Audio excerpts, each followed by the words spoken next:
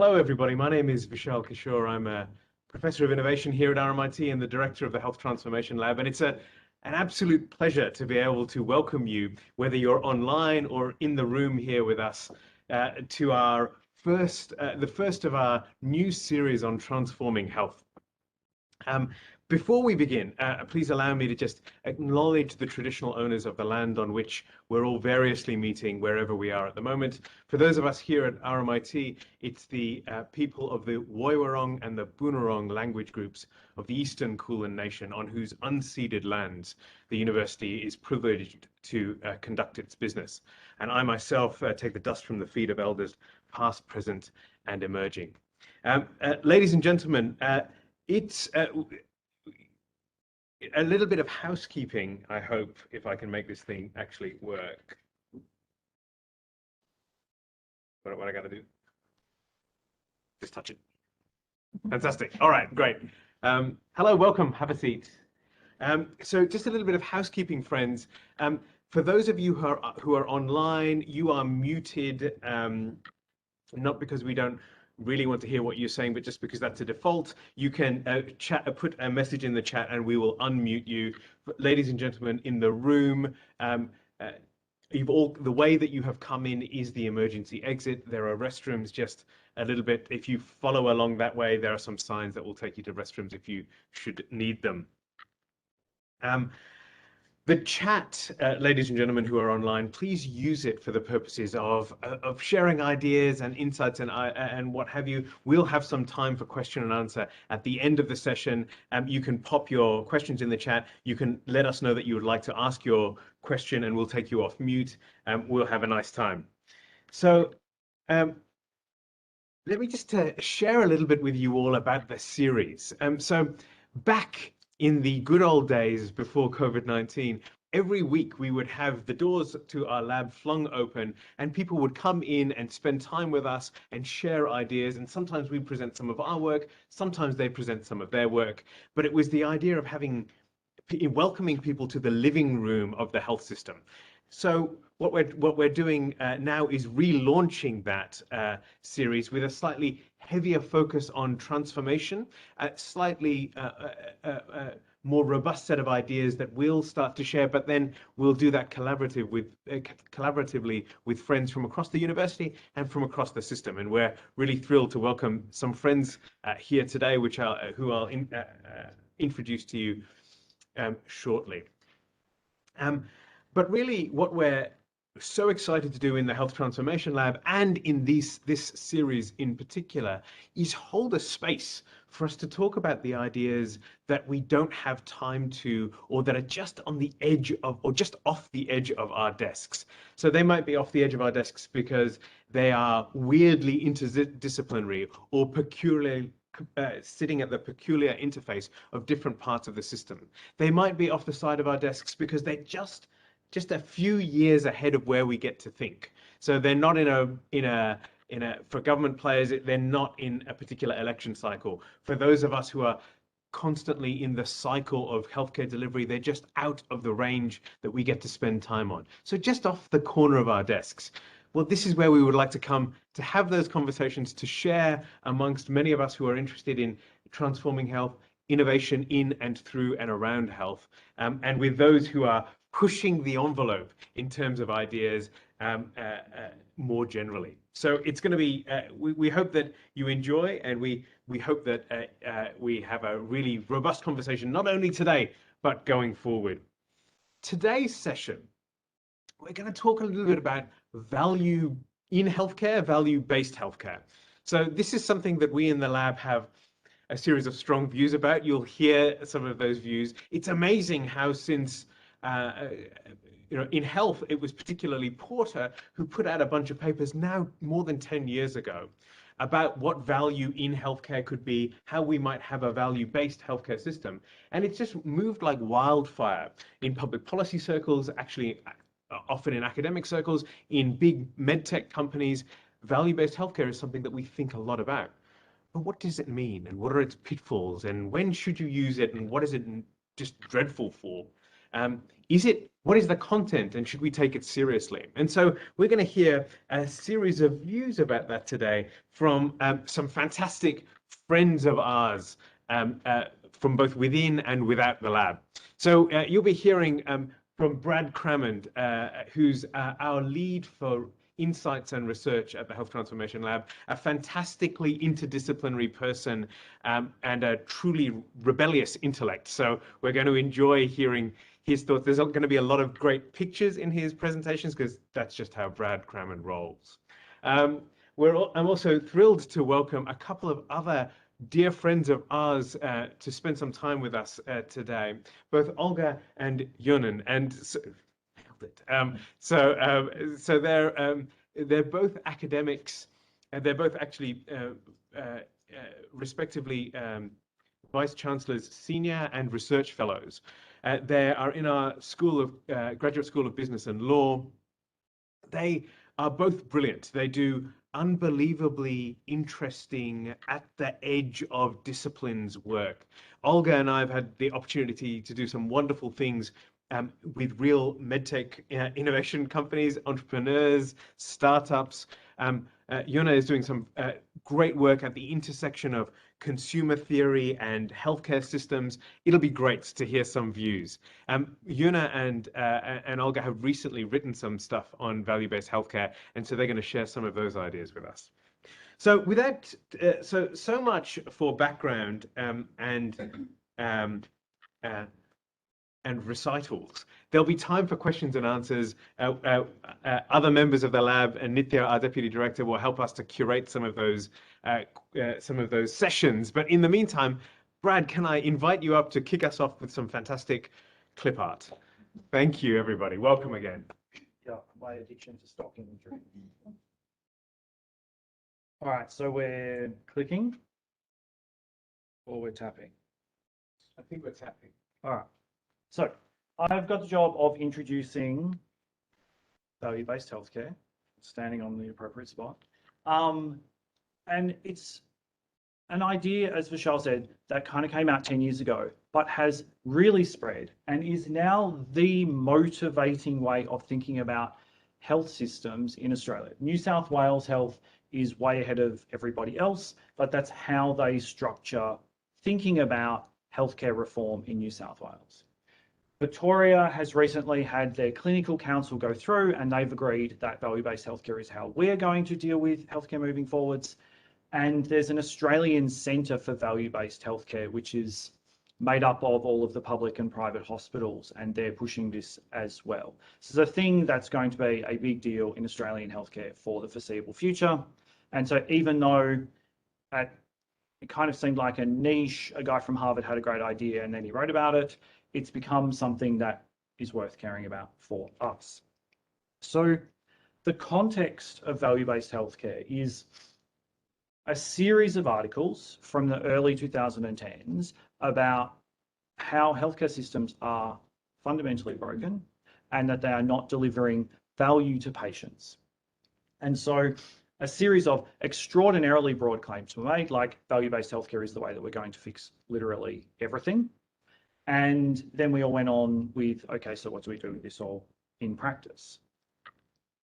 Now, the problem that we're trying to deal with is pretty straightforward. There are increasing healthcare costs, particularly in the United States, and these are unrelated to patient outcomes. So patient outcomes are mostly stagnant, but costs continue to rise. And so according to Porter and the theory, the issue that we have is that every major player in the healthcare system has a different goal. So insurers are trying to get value for their shareholders, hospitals are trying to get the maximum number of people through in order to keep their budgets in line. Doctors always seem to be the villain in value-based healthcare. Doctors are always doing more procedures than are necessary, costing the healthcare system a whole bunch of money because they just want to get money for themselves. But the incentive, I guess, for doctors is that they're getting paid according to what they do, not according to the outcomes that they achieve. The government has a very broad set of goals, but one of those is reducing healthcare costs and mostly producing the best outcomes for patients as well. So what we need something to get everyone together. If we just align the incentives, then everyone will be in better shape.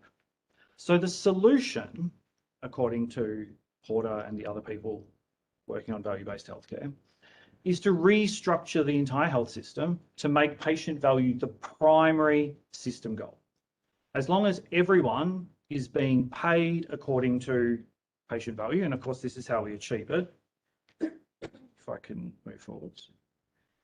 So the way we create this solution is by making sure that all payments are tied to patient value. So no more can insurers try and reduce healthcare costs and provide less quality care. Doctors can't do extra MRIs to get extra money. Everything is remunerated according to the value that something produces. So this seems like, in some ways, a fairly normal, like a very logical idea. Let's make healthcare about the patients instead of about the insurance companies. Now, what this requires, and again, this is pretty straightforward, is you have to measure patient outcomes and you have to measure them against cost. So for Porter and for value-based healthcare, generally value means the outcomes divided by the cost that you achieve. So better outcomes, lower cost, maximize your value. The second is you need to publicize different hospital performances because no one can really know if one hospital is doing well or doing badly unless you know about it. So you have to measure them and you have to have some sort of system for publicizing. Then patients will just naturally choose the best hospital. They can go online, they can see which hospital has the best outcomes for the lowest cost for their particular issue, and they will all move around freely in order to get the best hospitals. Hospitals are incentivized to provide the best care so they get the most patients. So problem solved. Easiest thing in the world. Now, one of my favorite quotes in the entire world is that for every complex problem, there is an answer that is clear, simple, and wrong. And value-based healthcare as a way to structure an entire healthcare system 100% falls into this category. There are obvious problems with the idea of free agents moving around, choosing hospitals. The first is there's an awful lot of value inside a healthcare system and produced by a healthcare system that you don't capture just by patient value. And you can imagine many scenarios in which staff requirements and staff needs might ultimately be at odds with the best patient value. You could get really lowly paid migrant nurses to work exceptionally long hours for very low pay, and this would provide cost savings for patients, extra care for them, but at the expense of the staff. And one of the things in the theory that tends not to get dealt with very well is what staff want in this. Like I said at the start, doctors tend to get cast as moustache twirling villains in all of this. They're just trying to suck up money and ruin it for everyone. The second thing is, or the other value, the other piece of value is anything to do with herd immunity, large public gains. That when you're doing things by the individual patient, the cost to all of us for getting a COVID vaccine often doesn't align with the benefit. There's not a lot of COVID kicking around, but unless we all get vaccinated, then we don't get the overall benefit. And so sometimes the microeconomic way of looking at only the individual can miss when you have the larger population level effects. The second thing is that the imagined free competition of patients flying around Australia to go to hospitals that specialise in their thing and have the best care is obviously absurd, and is the first thing that gets dropped into when any health system starts to work with value-based healthcare. No one is talking about that. No one thinks that that's the best way to achieve.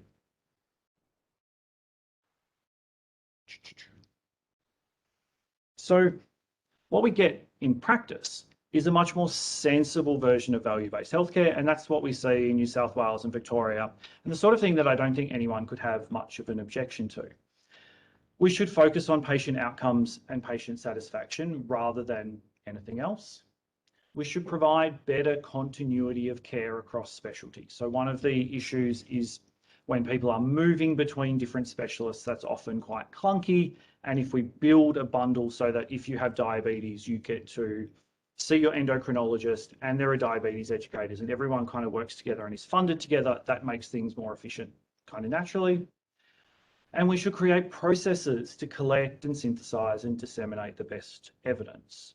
At the moment in Victoria, every surgical unit does its own audit, and then that just gets put in a closet and no one ever talks about it again. We're not very good at the moment in collecting outcomes, comparing them, and making sure that people improve. Unless you're pretty much outright killing someone, you could be a very dodgy surgeon and no one would really know about it and no one would call you up. So the idea of collecting evidence and trying to make everything a little bit more transparent is another thing that I don't think there's too much opposition to. So that's my intro to value-based healthcare, what's going on. Olga is up next, and I will pass it over to her. Thank you, Brad. So, hi everyone. I think Brad did an amazing job in introducing value-based healthcare and different challenges that we have in relation to value-based healthcare. And what I try to do, I wouldn't need to reintroduce the topic, but to some extent try to outline some of the research projects that we are doing in understanding value-based healthcare, both in Australia and in Europe. And okay, so not new for you because I think we've captured it quite well already in the previous slide. So what we see today, we see amazing shifts that are happening in healthcare systems. The transformation that is quite radical and start to appear in 70 years' time. As you can see here on the slides that appear a bit blurry, unfortunately. So from one side, we see already that costs for patients is increasing because we have an increase in chronic diseases. We have so many complicated cases that life expectancy is improving as well. And we actually have as patients, as consumers, much more demands for healthcare at the same time. So from one side, the cost is increasing, but also our expectations are. Something what my colleague Yona will tell you later today is happening across many other sectors as well. So consumers are becoming more proactive in many systems, and now we're actually seeing it in healthcare as well. What it brings it to us is basically patient-centric and value-based healthcare push across the different sectors. And this is somehow what we try to capture as well with the value-based healthcare. And as you would see here, is basically, yes, we have this increasing center to patient-centric care. But what it means, we do have to consider the entire value healthcare chain, because it is quite complex. And as you see here, which is very simplified to some extent, so we have different types of providers. Those who have direct access to patients, normally healthcare providers, nurses that we mentioned before, third parties, payers, policymakers, government are also playing a role in what it means, the transformation in healthcare, and then vendors that they captured as providers, pharma, suppliers, different types of providers, both established actors, but also vendors, digital health, startups that are emerging medtech solutions. So when you think about patient-centric and value-based healthcare, you need to consider how are these actors are kind of perceiving the value. What are they doing? Do they align with these metrics of value-based healthcare that are appearing from different perspectives? And what we try to do with this research is actually trying to look into different actors that you see here and see, okay, what are they doing in terms of value-based healthcare? What's happening? What are their needs? Are they actually understanding these principles, or how they translate them in practice based on Porter or not? I did include the definition as well, but I think we captured it quite well before. Simply defined value-based healthcare coming from Porter. Value is a patient-centric outcome per patient per dollar invested, instead of just minimizing expenditure. Pretty much value in, cost out. Very simple. But what is value? How do we translate it? And also what we try to see in our research is not capturing value as a singular element, but values for different stakeholders. And I'll try to present and outline some of the examples. So what we've done so far, we actually started to look first at the institutional level. So what happens when the governments like New South Wales, Victoria are starting to integrate elements on value-based healthcare? And this is the research that we've conducted with Yona, who is going to present later today, in actually looking, okay, not New South Wales in this particular case, but Victoria. So what's happening in Victoria in terms of capturing value? You won't get all the details, but I'll outline some of the major, let's say, results of this research. So what we've done, we looked into all the policy documents and industry reports published in Victoria, openly available to anyone since 1988. Of course, Porter's concept was introduced later, but we were interested in how do we communicate about value? How the government is actually introducing different perceptions for different stakeholders on how they're supposed to capture value, what's the role of procurement, how do you justify what is value once you present the solutions in the healthcare system. So it was a longitudinal study. We looked and mapped specifically all the policy and industry reports in terms of what are the implications for different stakeholders once they look into value elements. And what we actually see is the specific transition that occurs in Victoria in terms of value-based healthcare from a very first period, which was centered around cost optimization and cost minimization, that we've seen also in the previous slide, to value optimization. So from shorter term reduction of costs within the healthcare, we moved into, okay, how do we integrate longer term outcomes in there? And then finally, from 2016, we actually see the specific introduction of patient-centric measures in all policy documents. And in addition to that, we actually see the phase which is anchoring into patient value outcomes and also digitalization of healthcare. So how do we also introduce this digitalization of healthcare as different outcomes in there? Which is quite interesting from the perspective that at the same time, we actually see the explosion, or maybe it's not the right word, but the introduction of many different stakeholders in the ecosystem of healthcare. You would know most of them, BAHI, AHA, so all the digital health providers and associations, the governmental associations related to that. But what is interesting, all of them would actually introduce these different patient-centric outcomes and patient-centric measures. And they're all prescribing implications for different stakeholders. But we actually, what we see, it's very fragmented. We don't actually know how these things are aligned. Once, for instance, you introduce a digital health solution into healthcare system, there is no follow-up. We don't know how the specific metrics that they would introduce for patients are actually able to realize that any value. So we don't actually follow the systems yet, and we don't see how first providers and also vendors are actually implementing them in practice. So this institutional level study, just in one state, brought us to question, okay, so what do we do? How can we understand better what are different practices that occur at the organizational level for both hospitals, healthcare providers, but also vendors? And so this is just a few outcomes from another study that I've done in Europe in this particular case. So we're not even in semi-public healthcare system, how I would describe Australia, but actually in a public healthcare system entirely. So that was a study that we've done with a public hospital in Spain, which is one of the largest European hospitals. It's top 7 of the European Hospital Alliances, Valdebron. And basically what we've done, we actually looked into the implementation of value-based healthcare and digitalization at the department level. So it was a cardiology department, not the first one at the hospital that tried to experiment with value principles, but the second, they've done the same with the stroke division a year before. And so what we did, we actually conducted lots of interviews and observed how they work, what they do, to actually understand, okay, what are the issues for nurses, clinicians, patients, healthcare, hospital administrators, and also innovation department within the hospital who is trying to implement the healthcare solutions, and how do they understand value.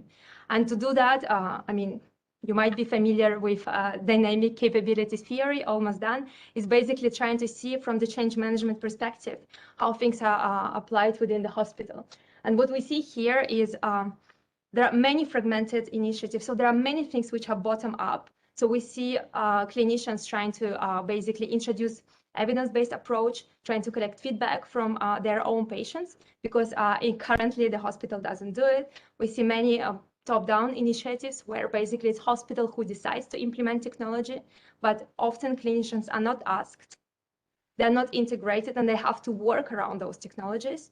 So basically, if we implement value-based healthcare, it's not just value for patients, but we have to extend it to clinicians, because there are many issues of burnout and different issues that occur there.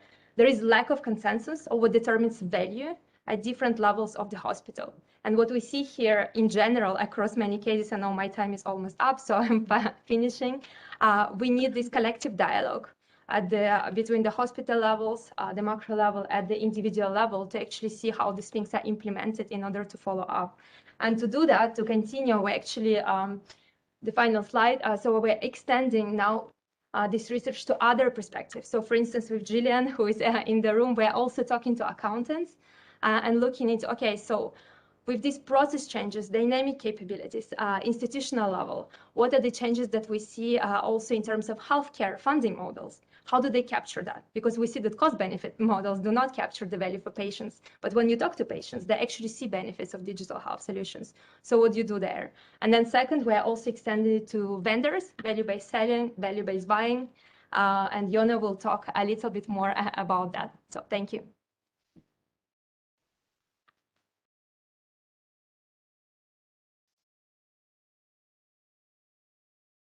All right, thanks, Olga. So I maybe start this presentation by saying that I'm not a healthcare researcher per se, but my background is much more in business management and industrial marketing, where for the last decade or so, I've been studying how different organizations can understand, quantify, and communicate the value that they create with and to different stakeholders.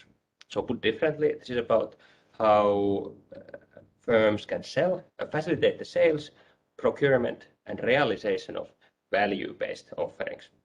And so value-based in this sense, in the most shortest form, usually means measurable business outcomes, and not necessarily even business outcomes, but measurable outcomes for relevant stakeholders. If you buy something with the lowest price, you can usually measure immediately the price savings. But then if you want to buy something that's value-based, you should be able over time to measure what's the business or societal impact, and it should be more than the potential price savings in the beginning. Roughly half of my research looks value-based business strategies in B2B settings, where value is mostly monetary benefits. So it's usually either cost savings or productivity gains. And it's communicated to customer organizations with buying centers. But then the other half looks at this in increasingly diverse industries like clean tech industry, food waste industry, circular economy, and now recently with Olga, healthcare industry, where value is much more than only monetary benefits. Emotional, social, experiential benefits, and they are spread along a much wider group of relevant stakeholders. So what this means for vendors or anybody who wants to quantify that value is that it's becoming increasingly difficult. If you think about it in business markets, you talk to those customers at their buying centers. In healthcare, you have public procurement, hospital purchasing, clinicians, doctors, patients, and the patient's own social network. How do you really are able to evaluate, track, and monitor what's happening in all of those domains and put some kind of a tangible, measurable, concrete, and if you look at Porter's definition, monetary tag on all of those benefits, gains, or sacrifices, or what's happening in those domains. So in that sense, there's definitely much more significant challenges in quantifying what value is really happening and realized in healthcare settings compared to this kind of more straightforward business-to-business settings. One other interesting thing what I would like to share with you is that for the last, even though I have done about a decade research from vendor perspective, for the last few years, we have also conducted a big research among industrial buyers and looking at, hey, okay, so what it is that customers do when they buy value and how they do it, especially when they're successful, and what are some of their key challenges. And some things what might be relevant for today's discussion is that what we have noticed is that vendors play a massive role in helping customers to buy value. Because usually customers don't have the time or expertise to evaluate what kind of value-based offerings, options are available in the market, to evaluate what would be their specific measurable value to all the different stakeholders in our organizations, not to mention monitoring, verifying, and documenting that we actually get that value. And at least in business-to-business markets, suppliers play an increasingly big role in all of those phases. They do much of that stuff on behalf of the customers, especially the monitoring, verification, and documenting that something has happened. And best practice suppliers go even that far that they actually try to enhance what was initially promised, that hey, we look for new opportunities for new cost savings or benefit gains. Something what customers usually, again, don't have the time or expertise to do because they have their own jobs, what they have to take care of. But if you look at today's either academic or managerial discussion about value-based healthcare, it's almost exclusively focused around procurement. So vendor roles, activities, and best practices in this sphere, at least at present, are quite invisible, narrow, or limited. And this is something what we thought that together with Olga that it would be really interesting and valuable to see that, hey, what are vendors currently doing or what they could do to help other stakeholders to implement and realize the value from value-based healthcare. Because there clearly is some other more critical challenges, barriers, but most likely also more benefits to be reaped if we would look at how vendors could facilitate the uptake of value-based healthcare or value-based healthcare solutions in different situations. And like Olga already presented in slides, there are many different interfaces where vendors could offer their expertise, time, or resources to help different stakeholders to realize some of those diverse and rich gains, what could be possible. But maybe I'll stop at here and take any questions at our roundtable later. Thank you very much.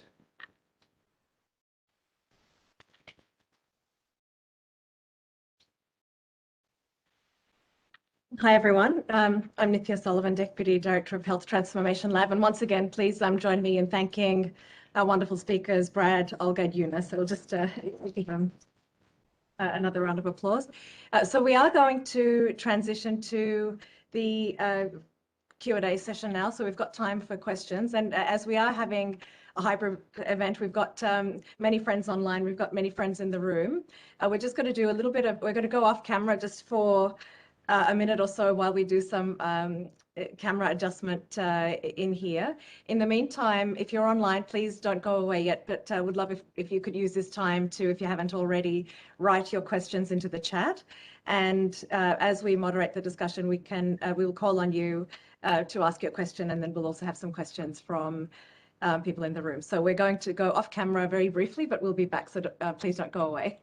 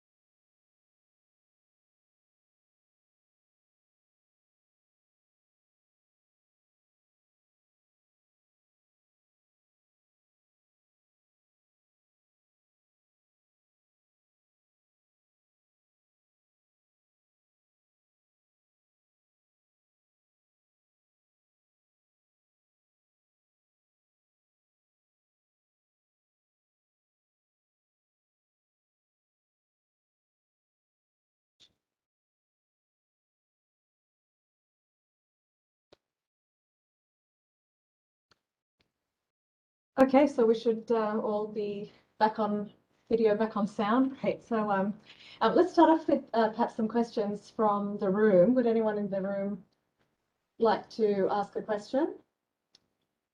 Yes, go ahead. Yes. Well, thank you. That was really great. Really enjoyed the presentations.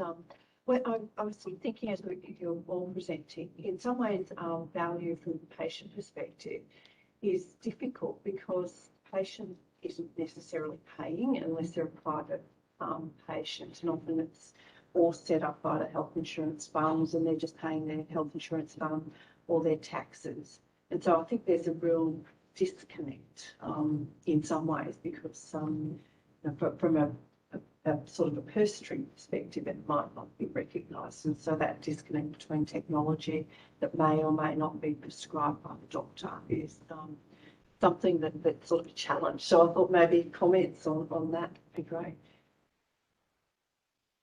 I think that's why it's being promoted mostly by hospitals and governments at the moment, like outside of the United States. Like it is about who pays the bills, and in most places that's the large institutions or the government. And so I really agree with you. I don't think a patient would choose a hospital based on cost in Australia because they don't know what that cost is. And yeah, I completely agree that it doesn't really work. Yeah, completely agree. And maybe just to add to that quickly, some anecdotal evidence, and I mean, we've collected it together in a way. When you talk to patients specifically about how they use digital companions, digital apps, they would all refer to, yes, the increased levels of satisfactions, all the different patient-based outcomes. But then if you go to hospitals, it's very hard to capture that value as well, because you would conduct the cost-benefit analysis to make these decisions. So there is another level of discrepancy around these things. So how do we then align and monetize what is their satisfaction level within the healthcare system, independently of also the private health or big organizations that are pushing for healthcare changes? Yeah, I think that Olga really, that's the key word there, what's monetizing. So how do, for example, hospitals can show that the better patient experiences help their, I would like to say productivity. It's not actually probably the best word for hospitals, but if I would think this in industrial settings, then you would ask that, hey, how does the end customer satisfaction improve my productivity in any way? Does it mean that the patients get released faster, or is it just, my experience was better? Can we use that somehow to, again, in the industrial marketing setting, you would look at that, okay, can I then ask for premium pricing? Can I then use that for something else which directly or indirectly improves my productivity? So it comes back to the either productivity gains or monetization aspects, but monetizing patient experiences, especially the satisfaction and other kind of intangible things, is incredibly difficult. Yes, we've got another question from the room. And it's really expanding on the point made, and I guess, my background, I was a clinician, as a physio once, and have worked in the health sector from the other side in consulting and now for a funder. I think, when we talk about value, how we, as you've already raised, how is that defined from whose point of view? Because like we already mentioned, I think what you're getting at, what's been said, is that I think what we're really talking about at the moment, shot down, it's more about outcomes-based healthcare, I think, because it's the health system dictating what these outcomes should be and how that should work. And we haven't got to that point, I don't think, where we're really working with patients on what the value is to them. And this is where I think it gets really difficult, because, and I give the example, and I remember it was one of the reasons why I had enough of being a clinician, but it was a patient that came in, had a shoulder issue, walked out of the room, he couldn't lift his arm, walked out of the room once I treated him, he could lift the arm, and then he didn't come back. And I said, oh, why not? Oh, because you didn't give me ultrasound, which, is a treatment that's really like discredited in the literature and whatever else. And that's just one example, but, this extends across the health sector about, low value care. How does a patient know what's right or wrong for them, and what is the most clinically efficacious, if that's a word, or the most efficient, way of doing things does not necessarily line up with what the patient values or what the patient wants. And how do you bring those two together? So I think, you know, as an overarching concept, I think, yes, obviously we have to measure outcomes and move towards that and drive the system to deliver the best outcomes. But when we talk about value, it's a really fascinating and incredibly difficult concept to bring in, as well as those outcomes, to the points that I think we've made and established that, you know, we're moving towards funding around its outcomes with respect to, you know, patient satisfaction, and that there's always looking at it from the, I guess, the hospital funding side of things. So I guess that's just an observation, having followed this for a while, is that when you talk about value, how far down that road are we really ever get? A query I'm able to answer myself. Now, what is interesting, at least also coming back to this case that I've studied at the hospital in Europe, it's interesting because you are referring to these direct and indirect values. And direct values, for instance, none of the patients we talk to or clinicians, they all refer to, they know that the value of healthcare provided here is very high because it's one of the best hospitals in Europe. No one is questioning that, and they kind of believe clinicians in that perspective. But what is not captured today is somehow the rooms, their well-being, how their families are treated. So all these indirect value concepts, we've seen that the hospital is not actually collecting them, and they make an important it's an important value for patients to some extent. And what, for instance, they do, like one of the clinicians were saying, like, I started just asking my own patients what's happening, and they were sometimes telling me about the things that we would never take into account. Like, you have 10 minutes to examine the patients, 10 clinicians come in, do things, and patients are completely lost, and they're family beings as well. So no one is actually explaining them what's happening. So that decreases value. So all these somehow intangible kind of factors, they play a role, and we do not capture them. So they start to do it at the individual level, but not yet at the hospital level. And we're not yet even at the level of monetization of that, but how do we capture those things, at least to improve some and just to expand on that point, because, you know, in the private sector, for example, I think maternity is a good example, is that, you know, people go to the private sector from a maternity point of view because of the add-ons that they get, speak a longer length of stay or staying in a hotel for the last couple of days. But does that really play in? Because that's the value that they perceive, but that is not cost efficient for the system. So how do you reconcile that as well? So there are a few different ways of doing it. We started looking at the relationship between patient experience and patient outcomes and staff satisfaction. And when you go into it blind, you presume that a patient who has a good outcome will probably be more satisfied than one who doesn't. And it turns out that that's kind of, but not always the case. And that the relationship between patient outcomes and patient satisfaction is actually quite complicated, varies over time, varies between patients, varies between hospitals. And so you can set up quite a complicated model for what you would expect those things to and how they would move together. But you'll still have individual patients that come in and have great outcomes, but their expectations were completely different, or what they wanted was completely different, and they're going to be really dissatisfied despite getting great care. Or the opposite, people who just love their doctor, and even though they've got a permanent disability that could have been avoided, they just think this doctor did the very best work for them because he's super nice or she's really lovely. And so it is a really, really complicated question. And you almost kind of have to separate them. So you just collect patient outcome data separately and patient satisfaction data separately, and you see what you get at a population level, because at the individual, you don't get a lot of meaningful data. Great. So we're actually going to take a couple of questions online now from that have come through in the chat. And those of you who are online, you may not know, but we've got this big Cisco WebEx board here with all your faces there. So please, I'm just going to call on Chris Lemo to ask your question, please. So if you could unmute yourself and turn on your camera, please go ahead and ask your question. Thanks. Hi. Those are really interesting presentations. Thank you. So my name's Chris Lemo. I'm a physician at one of the public hospitals in Victoria, in Dandenong. Yeah, I mean, mainly there were kind of ranty comments actually, rather than questions. But one of the things that sort of follow on from the last response, a lot of it is about who values what, and the who is the kind of the main question. How do we take into account the relationships and the perspectives of everybody who is relevant, and how do we actually judge relevance? And when do we know that we're missing someone from the conversation, and what efforts can we make to include them?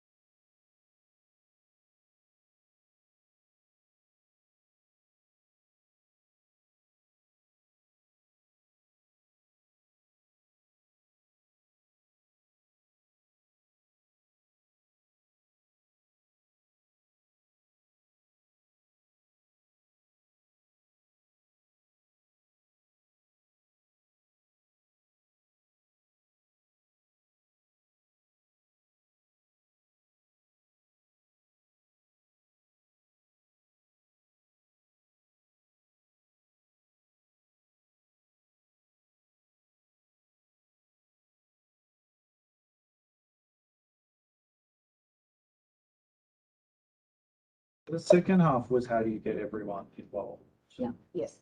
I can start commenting on that to some extent. Well, it's actually quite interesting because we have this conversation on digital platforms and how to take into account everyone, different types of conversations. And the problem is, in any inclusive system, you have to exclude someone. So it's very, very hard, almost impossible to actually ensure that everyone is included to the conversation. So in a way, and I think that's what we're trying to do, at least to understand the perspective of different stakeholders when it comes to value. So what is understanding? How do we capture value from different angles? How we can follow up on that and make sure that we at least have the traditional, let's say, stakeholders there represented and different types of patients. But I think it's a very, very important thing, and it would be really hard to ensure that the healthcare system is completely inclusive to some extent. So I just a comment. I don't have an answer to that, unfortunately, but yeah. I guess that's one of the reasons why at the moment they've been separating out individual sorts of conditions. So like the first thing that New South Wales did was diabetes care and separated out from everything else and just do a value-based approach to that, at which point your stakeholders are much more constrained. You have the different organisations, you have the patients, you have the particular doctors that deal with it, but you don't have to deal with the entire health system. And I guess that's the advantage of the kind of piecemeal approach that we have at the moment. The disadvantage of that obviously is, I mean, we need to also consider, like today, healthcare is based on conditions, but how do we ensure that we actually take patient as a holistic figure and try to see how the patient is then navigating through the healthcare system? How do we bring, I don't know, the diabetes together with potential possibility of ovarian cancer, for instance, and how do we connect those episodes of healthcare together, because they can be related, and we do not capture that. We don't even capture whether if you go to GP, you are referred to one doctor, but then you change the doctor. How do you then ensure that this information is somehow translated so the next doctor you come to will actually be aware that these things are happening, so patients do not have to repeat itself? Yeah. Yeah. If I just think of how I read that from a business-to-business market perspective, that question is, okay, so how do you take everybody's perspective into account, and how do you talk to correct decision makers when you pitch or want to implement your solutions? And what we have noticed is that when vendors who pitch value-based offerings talk to procurement or purchasing, most of the cases that discussion stops right there, because procurement or purchasing looks mostly price savings. And if you want to sell value-based offerings, you would need to look at broader productivity gains or firm level cost savings. So in that sense, it's usually the vendor's job to go and talk to relevant users in customer organizations and then gather data and then make some kind of a pitch for the business unit owners, CEOs, or at least somebody who looks beyond cost and say, by the way, if you would we have calculated, if you would implement our solution, it would realize this kind of benefits to different user groups, different stakeholders with different end customers. And this is how much this benefits in the downstream, if you will, would cumulatively improve your bottom line. So in the healthcare context, that would be a vendor who goes to and evaluates what kind of patient benefits, what kind of clinician benefits, what kind of doctor benefits, whatever that is. Go measure those and then make some kind of cumulative monetary evaluation to some kind of business head that, hey, if you would buy our excellent value-based healthcare solution, this is how much you would get cost savings, or this is how much you would get productivity gains based on this kind of calculations. It doesn't have to be exact. They rarely are, but they are usually, guesstimates of the best information what you have available. I'm just going to take one more question online, and then we'll start to wrap up as well. So we've got a question from Rochelle Dunstan. So Rochelle, please go ahead and ask your question. Hi everyone. I work largely in the field of strategic design in healthcare and predominantly disability. We've already had some really interesting conversations today around, we know that people don't make decisions as kind of objectively as they could, and it's very emotional around, the relationships that they have, and I think that was kind of articulated quite well. I'm interested in what you're seeing or what you're thinking about how we can, equip citizens with information decision guides or otherwise to make better decisions about better outcomes. I'm going to give the contrary view. I think it would be really great if patients didn't have to make those decisions. If you're just providing really excellent quality healthcare across the board, you don't need patients to make that decision. Like, in some respects, I don't love the introduction of microeconomics into healthcare settings because we don't really want patients to be freely choosing and maximizing value in that sense. We want everyone to go to the hospital, and irrespective of their decisions or their capacity to make decisions, they just get the best quality care for their particular condition. And so I find it quite heartening that a lot of the value-based healthcare stuff is coming from hospitals and governments rather than from patients, because we can't expect patients to make those decisions, and we shouldn't expect them to make those decisions. And that's not the best way to maximize value. The best way to maximize value is to just have a really good system that provides them with that value. Well, if we have a good system, I would agree with that. But today, the problem is that the system is not. We see so many cases of misdiagnosis of patients being pushed across the healthcare system to see many different practitioners, and only at the 10th visit they might be diagnosed with something. Endometriosis or many issues related to women's health are a good example of that. So that's why I feel like until the system is perfect, we need to at least, and there is a lot of movement towards preventive care. So I feel like we need to inform patients, at least to be able to, at least to see for the early symptoms, to actually see how the preventive care mechanisms can actually help them to be more informed, perhaps to be guided, and not wait until it is way too late to actually enter the healthcare system. And for that, there are no magic solutions, obviously, but I guess lots of digital health solutions now, at least, are not oriented towards treating cases, but actually towards informing and creating communities of groups and patients to actually ensure that we're increasing the level of consciousness of our health. And I'm not talking about like treating conditions, but more of preventive care. Yeah, for me, how I interpret the question is that how do I make customers to choose value-based offerings? Basically, there are two ways. One is to communicate and quantify the customers that if you choose this, you would get this much benefits or cost savings. Other option would be to communicate, hey, how other customers like you in your industry or other patients like you, what they have got out of choosing our value-based solution. It's basically like reference marketing, if you will. So I would see it like that either you communicate directly to them, might be difficult in healthcare context, or you communicate that, hey, what other similar customers have gotten, so why they chose us, why you choose this. Great. So I feel with just 2 minutes left of the online portion, and we've got a lot of questions bubbling with the people in the room and also those of you online. What we might actually do for some of the questions that are in the chat that haven't yet been addressed, perhaps we'll, in the follow-up that we send, perhaps try to summarize some thoughts so that you can have that fed back to you as well. I do want to perhaps just ask each of our speakers, Brad, Olga, perhaps in the reverse order, just if you've got a final statement or a thought that you'd like to leave with us.